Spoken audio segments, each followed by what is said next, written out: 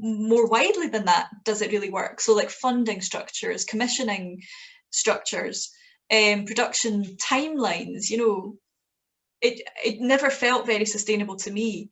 And I think this past year has just been a really great chance to step back, in amidst, you know, all of the other, you know, horrors and difficulties that it's brought, a chance to step back, because you have to, and get off the treadmill because you have to, and then realise, right, yeah, nobody wants to go back to the way things were, because actually if we're honest about it, it wasn't working for most of us.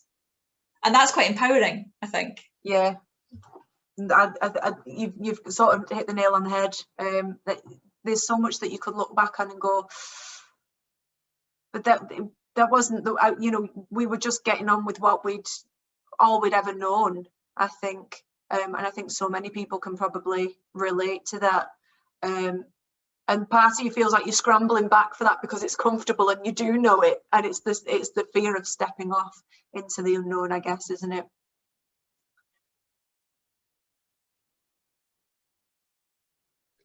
Yeah, I definitely feel, I mean, I guess every year, no matter what happens, we change anyway, but I just feel like a totally different person. And I'm still trying to figure out who that person is, if that makes sense. Something that I've found during this lockdown, during everything, I mean, my life has changed in so many different ways. The life that I thought I was going to do, I was working in a job that I thought that was what was going to be happening, and then ended up needing to move out of my house and move into another place. And at the same time, I was like, is this because of COVID, or is this just because this still happens with life? But something that I've felt in the past year is a lot of guilt. I'm a hypersensitive person anyway, but I don't know why, I've just felt an extreme amount of guilt. And it's kind of like what you were saying, Kerry, like, am I doing enough? And then it's kind of coming to, am I good enough? And I've experienced a lot of guilt in the past year. And then I've found myself kind of hide away a bit and not tell people if I am struggling, because I'm like, oh no, but there's a pandemic going on and there's things going on. Don't you whine about feeling the way you're feeling, you know? And I don't know if it's maybe at times I've just read too much into the media as well. That probably won't help things, but it's easy done when it's all that's available. Yeah, I definitely know that. I was actually speaking to my boyfriend today, and I just kind of was honest with him, and I said, listen, I think I'm struggling a wee bit recently with just a wee bit of kind of repressed anger, if that makes sense. And I feel like we're kind of taught not to be angry because it's out of our control. So you feel like you don't want to be angry, and it's like, and it really isn't, for me, sometimes it isn't even about my work or being creative again and performing. It's actually like I just want to go to the pub with my pal and sit and have a normal kind of, you know what I mean? And I definitely think I've experienced a lot of guilt in the past year. And it was funny because I'd actually said to you, Kerry, that when we first went into lockdown, I was like, that's it, I'm going to write my first novel. I know. It's like I don't think I've ever procrastinated more, because I've just felt like this kind of, I'm just turning into myself, and I'm trying really, really hard to kind of be positive. But sometimes I feel like when you're trying to be positive in situations that are completely out of your control, it's draining. It's really, really draining. So I definitely, I relate to both yourself and Rebecca 100%. So it sounds, I mean, it's like a grief process, really, isn't it? You were talking about shame and anger, you know, it's like the different stages of grief, you know, it's, and I think because we didn't know, you know, when it first started, we thought, okay, a few months, okay, the summer, okay, probably to autumn, you know, and it just kept shifting. And if they'd said, or if anyone had been able to say from the start, right, you're looking at 2 years, folks, you know, well, you can plan for that, or you can at least settle into that, but it just kept getting nudged forward. So there was never any chance to really assimilate what was going on. Yeah. And yeah, all those feelings are totally understandable. And I think as well, it's a getting used to not knowing that's been the biggest thing for me as well. Getting used to letting go of any illusion of control, you know, and getting used to not knowing and going into things without knowing really what's on the other side.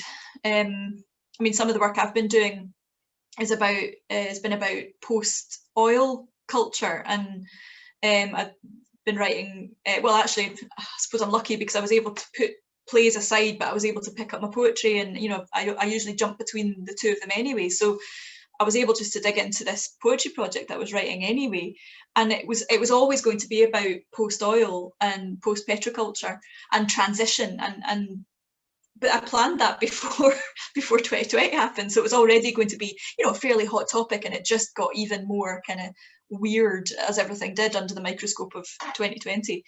But one of the big messages that came through that sort of research was, if we're going to transition to, you know, in this case, a life beyond oil or beyond capitalism, we need to be able to step in without knowing. We can't have everything laid out before we take that step. It just isn't always possible. We just have to trust and take the leap. That's been one of the big things I've been holding on to. Like, it's okay not to know. Sometimes that's just what it is. Well, I can have a different experience to you all because I'm much older.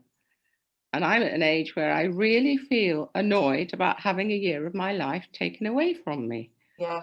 You know, yeah. I mean, and also, I think we all feel, so I think there's grief and anger, and also a feeling that we have no control over our lives. But perhaps there's a different realization that actually we do have control over who we become during this process. And I think that's quite interesting. It's difficult because perhaps we're becoming something we don't want to become, which I think might be a different problem. We also don't know what opportunities are going to be there after this for any of us. And I think some women have been saying that their lives, it's like going back to the 1950s or the 1970s. Because they've been thrust into being full-time mothers and carers and wives and all the things that they thought they were juggling before. And I feel for them, and I think perhaps they'll reassess what they want from their lives. But I don't think they want what they've got at the moment, I must say. I think it's an interesting time. I mean, I'm the generation, hearing you all speak, I mean, I'm the Greenham Common generation. I was at Cambridge when the women's movement started. Germaine Greer was around. Now, I know she's a bit passé now, but she was writing The Female Eunuch, and she was amazing. And the women's movement was starting. We had Greenham Common. We had, lots of other things that were happening. But, we had to meet in secret almost as women. Wow. Because we were activists. And we felt that the way forward for women were practical measures, like contraceptive services. When I went to Cambridge, I was newly married. I was in my very early 20s, and I went to a doctor, I registered, and he wouldn't give me the contraceptive pill. He said, "You're married and you should be having babies." Now, I know, but honestly, this was a very common point of view. So in Cambridge, we lobbied for contraceptive services, not just for married women, for unmarried women. We lobbied for a creche that would enable women to be able to work who had young children. And it was an almost secret struggle. We would go off and meet, and it was really, really hard. And whether we made a difference now, I don't know, because I do feel in some ways this has taken away women's autonomy. Mm-hmm. And I think for some women, it's going to be a fight to get it back again. Mm. And I think perhaps it's our duty to support those women, because I think, I remember what it was like back in, the 1960s, girls. And I mean, people talk about liberation, how wonderful it was. But believe me, the struggle was a really hard one. A really hard one. And I really feel the last 10, 20 years, we've slipped backwards. Yeah. Believe me, girls, the battle has only just begun. Oh, I feel you're absolutely right. And I think after this pandemic, there's been a year of making assumptions about what women's roles are. And whether when it's over, those assumptions will disappear, I don't know. But I think it's difficult for all of us. And It's just, you know, I come at it from a different place. It's not a happier place than any of you. It's just a different place. And I do feel for you, because I think there is a real struggle, and it's not, believe me, it's not been even scratched, really, you know.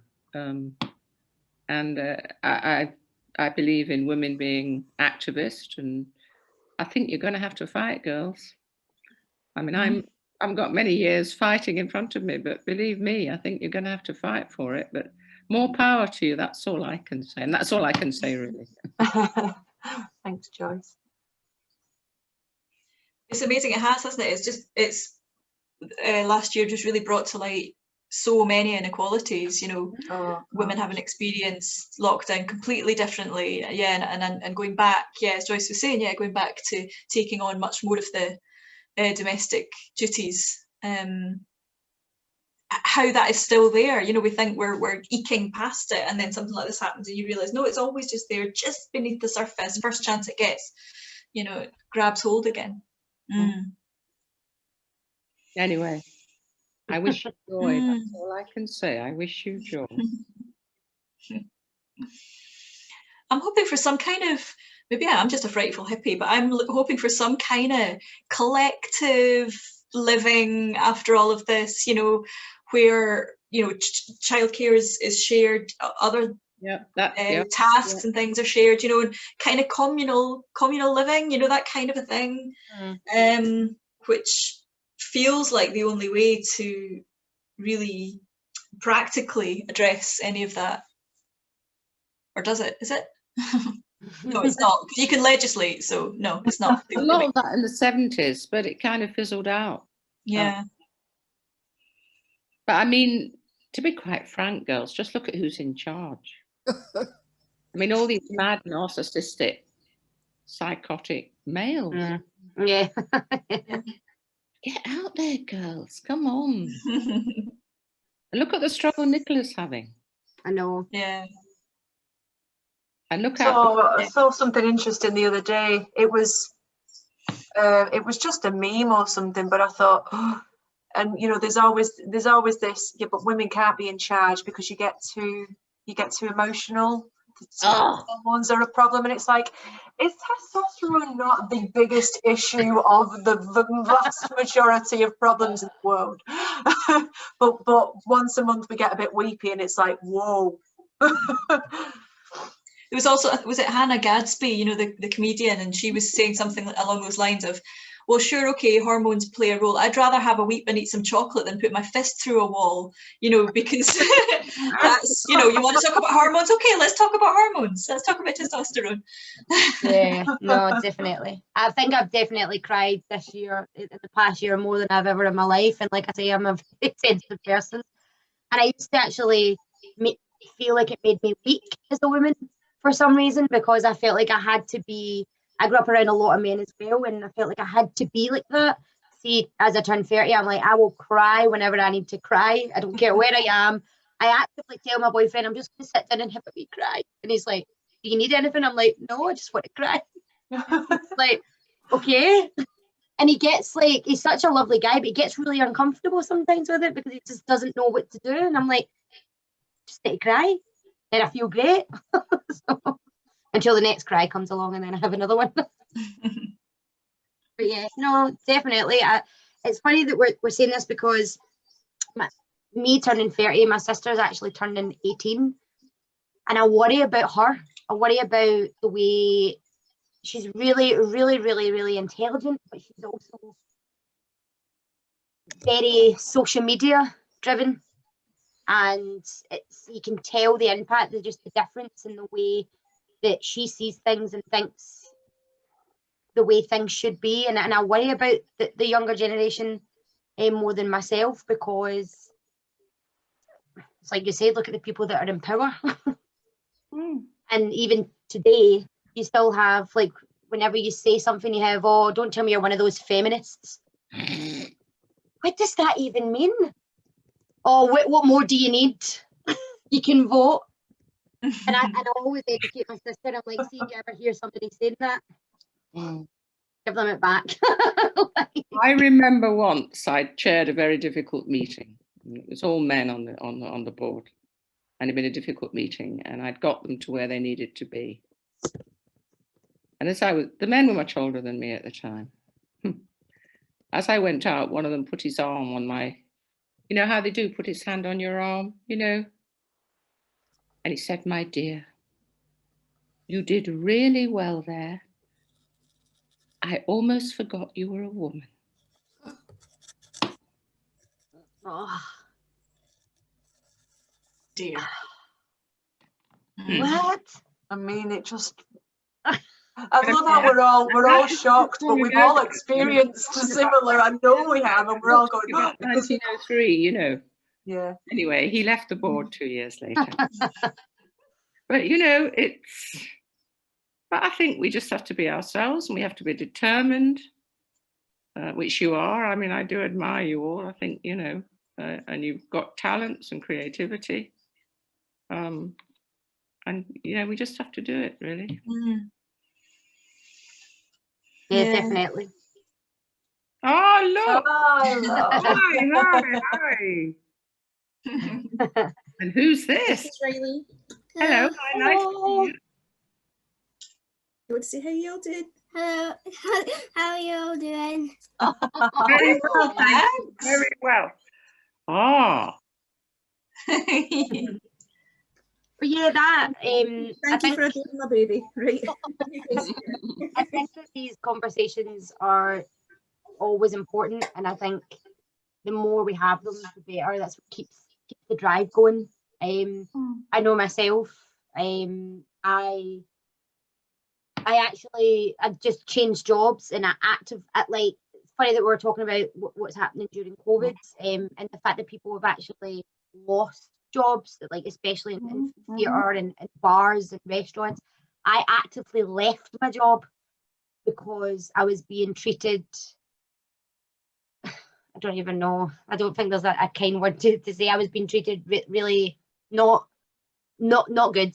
And a lot of that was because I was apparently too opinionated, because I had my own voice, I had my own ideas of things, and I was told on many occasions to shut my effing mouth and sit down by an older gentleman. And I just went, do you know what? No, like, I'm like, just because I don't sit down and shut my mouth, that doesn't make me opinionated. That just, you know, so I am opinionated. I do have a lot of opinions I'd like to share, but it was beyond me in this day and age that still happens. And so that's the reason why these feminists, what else do you want? It's like, well, we're still being treated unfairly. It's like, you know, women should be quiet and just sit there and look pretty, you know.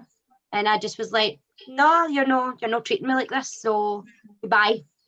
And I'm actually glad that I did it. It's made me stronger. I had a lot of cries about that as well. I didn't put my fist through a wall though, so I wanted to, but I cried. And so yeah, that's why having these kind of talks is important. It really, really is. And at first I was ashamed. I was ashamed to tell people that I'd went through that.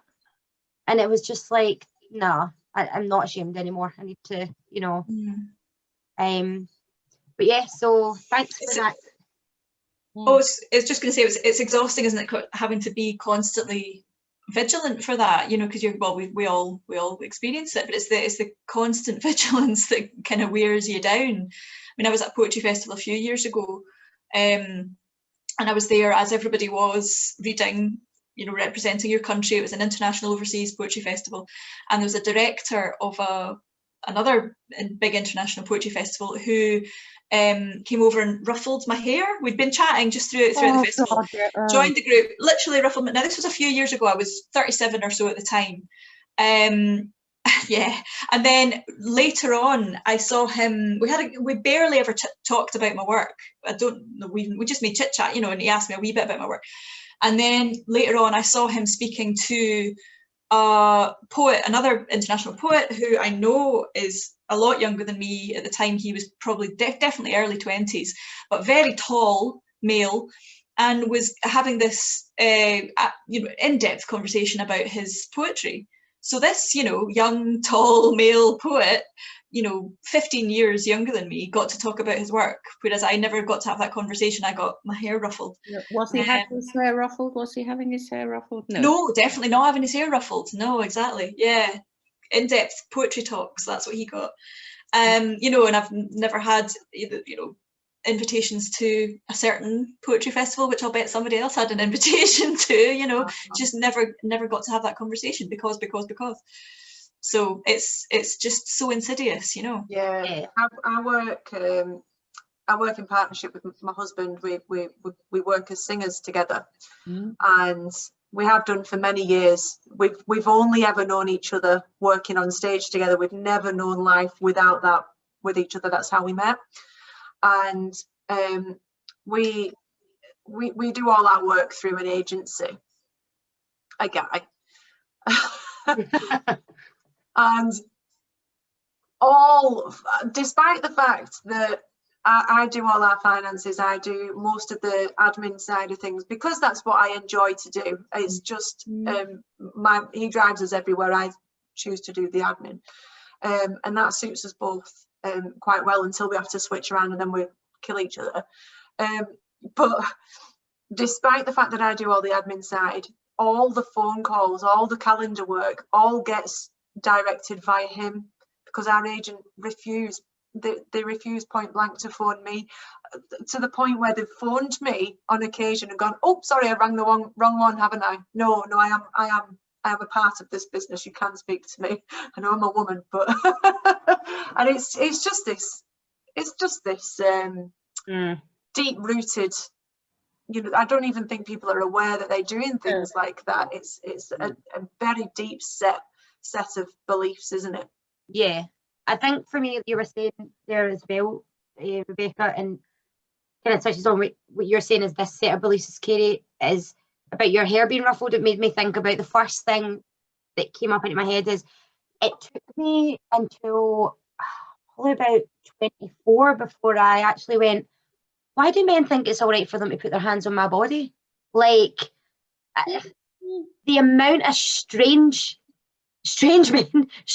that have actively, touched me. Have you heard about, sorry to interrupt you, but have you heard about a study that was done on that? And it was, I don't know how many people dressed up in these suits, but it was in a nightclub and people were dressed up in these suits, men and women, and these suits had touch sensors on and measured how many times women had these sort of casual touches to their body compared to how many casual, touches men had. And it was unbelievable. I can't remember the exact details or even where the study came from. I mean, it might have been a dream. It's come from somewhere. I've read it on Facebook or something, but it was unbelievable, the difference. It's madness. Like, it's when you're going, well, not just now because of COVID, but in a bar, in a restaurant, in work, in the office, when you're out shopping, when you're on the street, when you're at the bus stop, and when you think about it, I'm like, who one day just said, by the way, it's all right for you to go out and just touch random women how you want, when you want? It's to do with designated sexual roles that men has to be the one who initiates, you see. I mean, I think it'd be very interesting if as women we did an experiment and we started going around and touching men. Just touch them, just touch their face. Maybe not during COVID, but don't, because in our culture it's not acceptable, really. Yeah. And it's that thing as well of, if you're approached, by a bloke and he's chatting you up, it's not enough to say no thanks, I'm waiting for a friend. You have to, the only thing, and we know this, the only thing that will really have a chance of working is saying, I've got a boyfriend, I've got a partner. So he will take the authority of a non-present male over the authority of the present female, And on the other hand, I think we've got to let men in and we've got to educate them, and that's your job. Yeah. There's an amazing series it's on YouTube, but it's a Guardian journalist. I can't remember her name just now, but it's an amazing series called Modern Masculinity. And she's, I can't remember her name, but YouTube, Guardian, Modern Masculinity, that'll do it. And it's brilliant. I think there's 2 or 3 series on it now. And she's speaking to all sorts of different men, different walks of life, going to these big conferences. What's the name of the guy that does these big masculinity conferences? that guy, I can't remember his name. But it's fascinating, yeah, on all about how to work with men, how to help each other. Again, it's the labour though of the emotional labour of women having to do the work, but well, that's part of it. Yeah, like I was talking about Tanya Burke earlier on. It's like, do our bodies belong to us? Just because people perceive us as vulnerable, does that give people men in this case, the right to touch us? But, our bodies belong to us, don't they? And it's just basically changing that perception of that. We've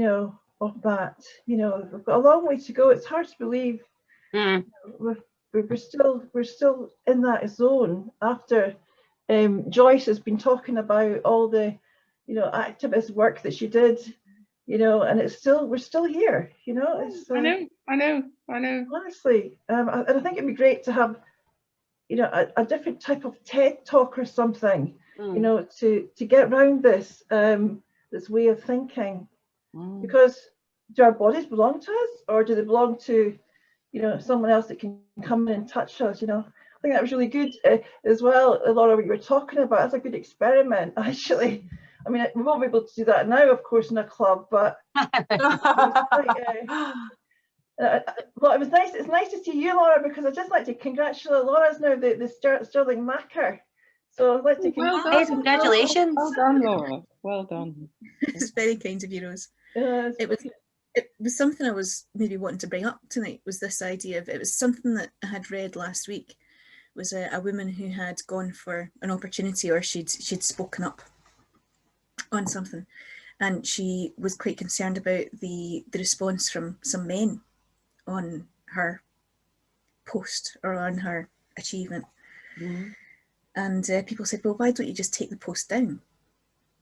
You think, well, that's not the point, and when the last Stirling Macker had been announced, there was a good bit of kerfuffle on social media, because he hadn't really been involved in the social media sphere. He wasn't really hugely involved in the poetry world at all either. And the uproar was the uproar. It was basically 3 or 4 women, and they had some really good points to make about him having been appointed. And I do have to admit, there was that little bit of me that thought, given the uproar round about Clive, should I be going for this? Because I thought, what potentially, and there'd been very little response from anybody else other than these 3 or 4 women, and the response that had been defending Clive to an extent had been male. And Clive was a lovely man, middle to upper class, private school teacher, etc. Hadn't been published or anything before, and I thought, God, what's going to be the response potentially from men who are maybe more experienced or more vocal in the poetry world? And I've had very small examples where I've had work that I put out last year, and a lot of work that I've done that had been copied and plagiarised, and I said, that's not really okay. And when they'd said, oh, but I didn't get this idea from you, I got it from this other woman, and I said, well, then give her the credit. It doesn't matter where you've taken the idea from, give them the credit. Exactly. Yeah. So, but I was blocked on social media. I've been rubbished for that. And I think, well, no, I was just standing up for what's actually professional. But look at the wonderful Mackers we've got and had. Liz Lockhead, we've Caroline Duffy, we've got Jackie Kay, we've had some really strong Scottish women who've actually articulated a really good voice for women in Scotland. So I think it happens, and I think we should celebrate that. So I remember 2 years ago we had an International Women's Day Pen event, and there were women talking about their own activism in the 60s and 70s on the panel, and the younger women there said, oh, well, it was difficult now because if you put your head above the parapet, they trolled you, or they trolled your children, or Yeah. Well, okay, but you know, I mean, are you going to be silenced by this? I mean, I'm not part of that social media scene. I think it's very difficult. I really do. It's all the more reason to stand up. Well, I said that, but they wouldn't accept it. They said it, you know, you really couldn't put your children at risk. Mm. At risk of what? I don't know. I did challenge some of them and said that, but they were very fearful, and I thought that was a shame. Yeah. Because, you know, when we started the women's movement, we were very fearful, and I can't tell you, we got things thrown at us in the streets. I mean, we used to stand on corners and collect signatures for a creche, and I mean, you know, we were vilified and attacked, and but I just yeah, it's a scary world when you think about. I'm involved with the poetry library just now as well. You know, there's been a lot of. Well, I was chair of the poetry library for 6 years, Laura, and I know all about what you've been involved in. It's unfortunate. So I think social media is such a scary place, and I'm looking forward to hopefully discussion and opening up, and it being okay to have differences of opinion. Maybe I'm a bit naive in that, but it's okay to have differences of opinion on something. Yeah. Just listen to each other. Yeah. Yeah. It's more complicated than that. I've got news for you. Life is complicated. I hate to tell you, but, you know, it doesn't get any easier as you get older either, but that's another point. No, your hangovers just get worse. That is very true, Emma, and you're too young to know that. I can tell you, you're much too young to know that. I was just going to say as well, you know, social media, we forget it's in its infancy. You know, the weird dichotomy about social media is it allows anyone to present themselves as an expert. And so that from a free expression point of view, it's wonderful, democratization and all the rest of it, absolutely. But it does also completely open it up to everything and anything. And yeah, we don't know yet how to handle something that happens when we do feel self-censorship or actual abuse. You know, it's all still early days, and I think social media likes to make users feel like experts. You know, you're really good at it, you're really good at Twitter, you're really good at whatever, but actually we're not. And it's really, really easy to forget that we're not. We don't know what we're doing yet. We're still figuring it out, and you know, the laws are catching up. You know. At the moment, it seems to be one law for one and another for another, which is scary. I've actually started to take a step back from social media because it really, really depresses me at times. Like, I just feel either what I have isn't good enough or what I do isn't good enough. And it's like, I don't want to feel that way. And speaking about my sister again, I've constantly finding myself needing to educate her because, especially with Twitter, she's actually just left school and she wants to be a journalist.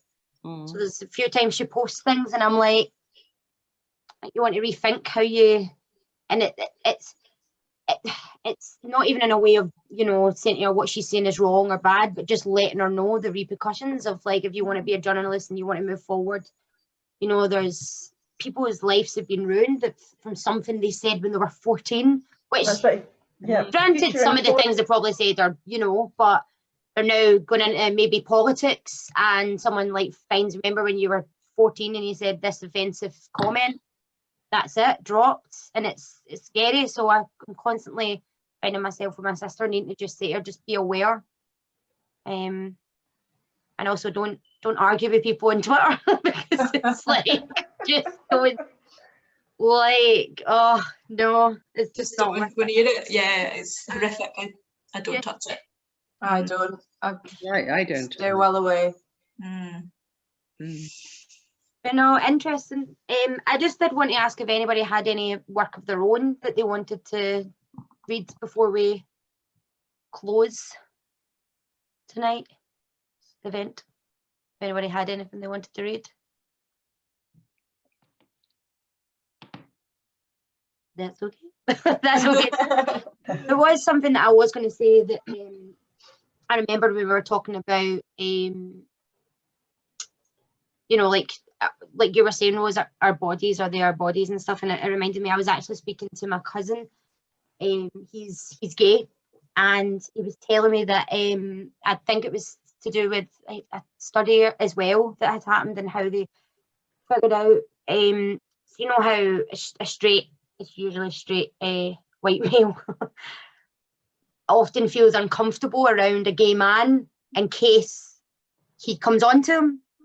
And I've always found that really, like, just bizarre, like, you know, like if I meet a gay woman, it's quite an egotistical opinion, isn't it? Like, yeah, because when I meet a gay woman, I don't automatically think she's going to fancy me. I mean, she might, but, you know. But he had said that the reason why straight men think this is actually because of the way they themselves sexually objectify women. So it's a subconscious. Yeah. Yeah.